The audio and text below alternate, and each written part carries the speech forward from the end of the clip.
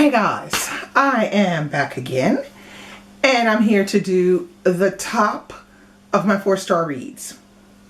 Okay, this was hard because I would say all of the 4-star books, they're 4 stars because there's something about them that I just really loved. So it took me a minute to kind of figure out which ones I wanted to spotlight. So I picked out 10, and all 10 books, 9 of the 10 books have been reviewed on this channel. So I will link the reviews for the 9 books below.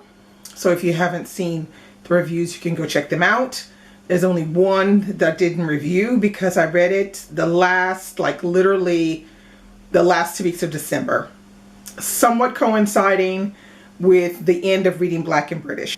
Let's get started. Now, the books I'm showing you in the order in which I read them. So I'm not playing favorites, no favorites, nothing like that, okay? So, book number 1 is this one right here, which is The Parisian, and that is by Isabelle Hamad. Okay, now this is a gorgeous hardcover of that one. I highly recommend this particular edition if you like hardcover. It's just beautifully done.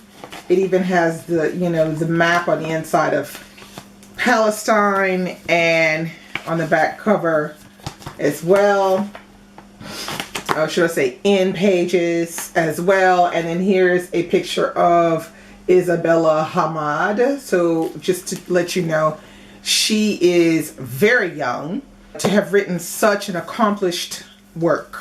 I feel like the writing in this book is just absolutely exquisite. I know no other way to talk about it. Now, this is a book where the main character is sort of like an anti-hero.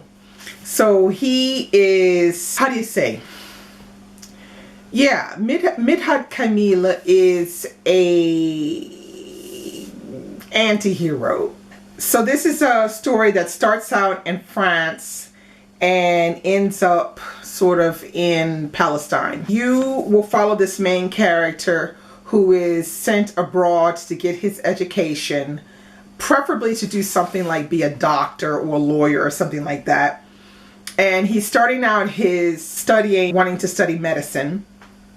And lots of things sort of, I wouldn't say impede his possibilities of becoming a doctor, because he is not stupid. He's an intelligent young man. But there are a lot of, I would say, the meetings of people that are very different from him that kind of steer him away from what he is originally sent out to France to do, which is to become a doctor. Yeah, but this is really good because it goes into all of the things about the Palestinian fight and from the beginning and what that's all about and what that means for Midhat Kamil and for his family. It's a very interesting work because of the way she goes about telling the story. With this one is, I think it's situated right around World War II. So yeah, highly recommend this one. It's interesting. You'll learn a lot, and the writing is fantastic. So if you are the kind of person who loves literary fiction, then get on this one. If you're not so much a literary fiction lover, I would say maybe give it a miss, because you'll probably find that there are some parts of it that are a bit slow, although I didn't find it slow at all. So yeah. Okay, next book that I have on my list is this one, which is Close to the Bone by Jake Lamar. Now, Jake Lamar is an African-American writer who lives in Paris. I think he's been living in Paris for like, I would say 30 some odd years. I mean, I've been living in France for 30 years, but I think he's been living a little bit longer, maybe 35 years or something like that. This is a story about Black men, and it covers all of the aspects of, for example, what other people think of black men, what black men think of each other as well. And it is a book that was rip-roaring fun. I mean, there are parts in the book that are quite serious, but there's a lot of things that kind of make us laugh. That is, especially if you are a black person, you're going to find some of this stuff in this book pretty interesting. And I feel like Jake LaMarr is kind of spot on with his interpretation of what is a black man. So that's close to the bone. This is a real backlisted book because it was written 1998. So if anybody remembers what 1998 is, I was lucky and had the pleasure of meeting and having dinner with Jake LaMarr. So he signed my book. I guess you can see it like that. And here's a picture of Jake LaMarr. So there he is right there. Ooh, we're having trouble with this light. Next book on the list is this beauty here, which is Patsy. And that is by Nicole Dennis Benn. And this is Nicole Dennis Benn's second novel. Her first novel is Here Comes the Sun. If you haven't read that, I highly recommend it as well. I gave, if I'm not mistaken, Here Comes the Sun 4 stars. And I would give Patsy about a 4.5. And I think it's because the ending is a little bit, it's not exactly right. This is the story of Patsy. She lives in Jamaica and she decides to go and join her friend and girlfriend in New York. And she finally gets the courage up to go. But she has decided to leave her young daughter behind.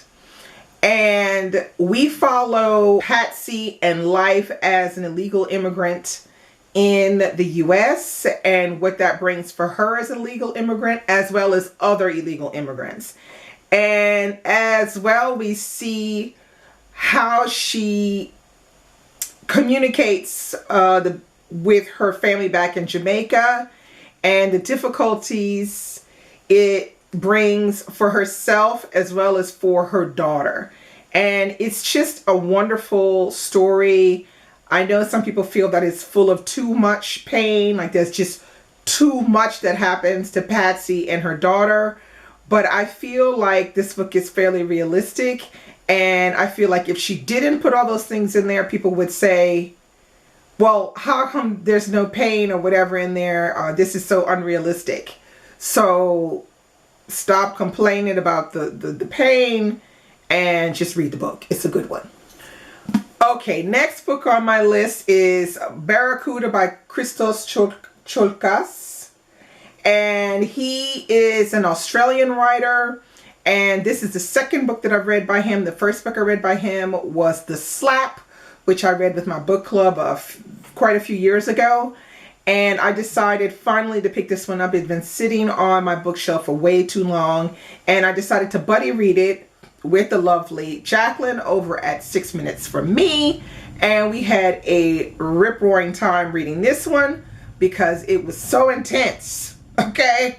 Like, it was super intense, but very good. This is the story of Danny Kelly. And he is a young, I think he's like at high school age, and he is a very good swimmer. And so he has been accepted into this posh school in Australia so that he can become a member of the swim team and, you know, help the school swim team win the medals. So that happens, and then he has looming over him suddenly the idea that he's going to go to the Olympics.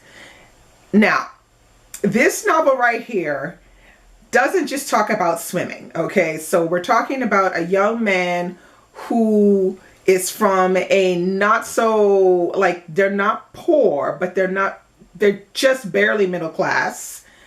And he is now going to a posh school where everyone is rich. And not only that, he's dealing with his sexuality. So he is trying to come into his homosexuality that he is not able to fully accept and to admit to others. And so it brings to him not only his family situation, but his sexuality. All of it kind of brings him pain. And this book is just wow. I mean, intense. It broke me. Okay, there was some bits that really were trying, that broke me. But I feel like this is a book that if you are interested in Australian writing, because we don't talk a lot about Australian writing on BookTube, and if you're looking for something that's literary fiction with something just a little different, because Christos Choklas has this way of writing that is very particular to him. And I had the pleasure of meeting him as well. So this was signed. And yeah, I highly recommend it. Very, very good book. Okay, the next book I read was Elif Shafak's Three Daughters of Eve. The first book that I read by Elif Shafak was actually The Bastard of Istanbul, which I read with my book club a few years back. And we highly, highly, highly recommended, enjoyed it. And I decided finally to get to this one, Three Daughters of Eve, because it's been sitting on the shelf for like maybe 2 years. So I said, okay, let me read this. And I had the pleasure of buddy reading this one with my friend Rosa. And we really enjoyed this book. Now, some people may have found this book in parts, or they may have found it a little bit, they may have said, oh, I feel like this is too long. I thoroughly enjoyed it, and I enjoyed it all the way up to the end. And what I like is the way Elif Shafak brings cultural Turkish issues into her book, but yet at the same time, the way she speaks about them, they're actually universal problems. And I find that very refreshing, and that's the thing I like the most about Elif Shafak's writing. So yeah, I highly recommend this. The story about 3 young girls who meet up at Oxford University, and what happens when they take a class with a very controversial professor. Next book on my list is this one, which is The Night Tiger by Yang Chu. And I read this one for the BookTube Prize last year. And I tell you, when I saw this on my list of books to read, I said, oh boy, I don't know about this one. I really wasn't sure, but I just said, okay, I got to read this for the BookTube Prize. So get on it, girl. Do it, do it, do it. So I picked it up, and I was so thrilled with this book. This book is super long. Like, it is over 500 pages, I think. No, this book is 466 pages. And let me tell you, this is a hardcover, so you know, you can see that it's pretty imposing. But I thoroughly enjoyed this book. I mean, an incredible journey reading this story, learning a lot about the Chinese culture through this main character. And it's like a mystery with this idea of a master who has been buried without one of his fingers, and his servant has to recuperate the finger and bury it with his master. And it's from there that we have this story. So there are many people that are looking for this finger, and there's a lot of things going on. There's, you know, mystery, murder, mayhem, love. It's just, I don't understand why or what it is that people didn't particularly like about this book, but I just enjoyed it. I thought it was just something that was really fun, and it wasn't at all what I was expecting. Highly recommend this one. Next on my list, I read The Windfall.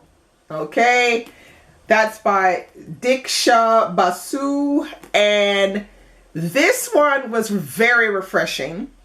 This is the story of an Indian family who has hit the jackpot, mostly because the father has invented some program or something like that. And so he sold it off to this big multinational. He's made a bunch of money. And so now they are rich.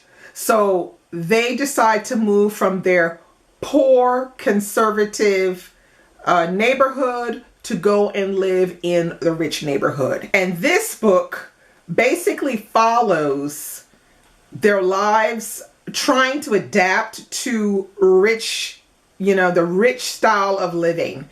But the thing about this book is so good is it's so funny. It's very funny in places, and I feel like this is the kind of book that I would like to read more of by Black authors, because what it does is it pokes fun at some of the real things about being Indian and about this idea of, you know, getting a windfall and then, you know, becoming rich and, you know, how you adapt to that.